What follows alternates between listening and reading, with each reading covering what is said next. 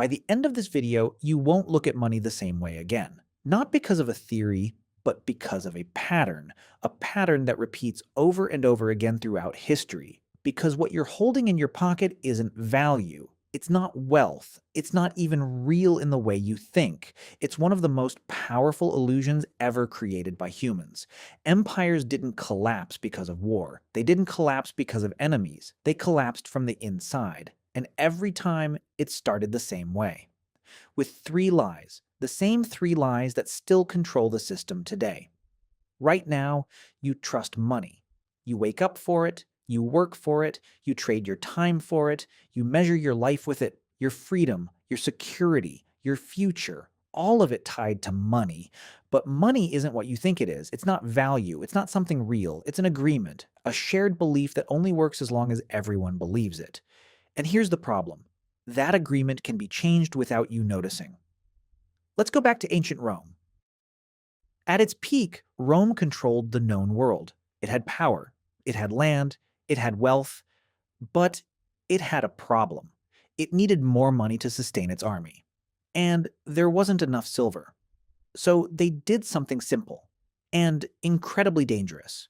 They changed the money. They took their coins, melted them, and reduced the silver content. The coin looked the same, it felt the same, but it wasn't. And people didn't notice. In fact, they felt richer because suddenly there was more money, more coins, more spending, more activity. Everything looked better until it didn't. Bread went from 2 coins to 200, and that's when reality hit. The problem wasn't prices. The problem was that money had lost its meaning. Now fast forward to 1971.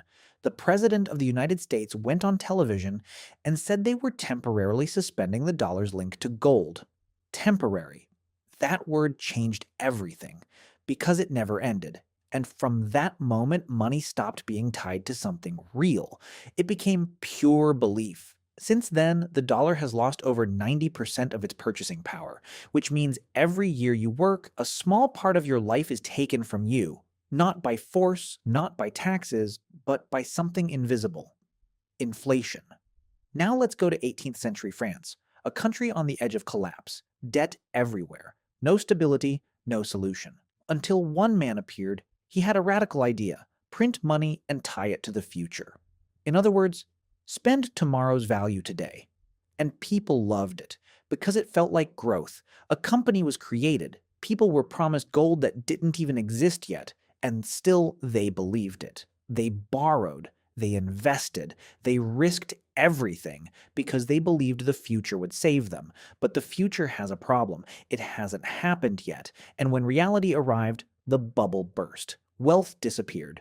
But the debt stayed, because debt isn't money. Debt is your future time, your future work, your future life already spent. Today, global debt is more than 3 times the entire world economy, which means humanity has already spent 3 versions of the future.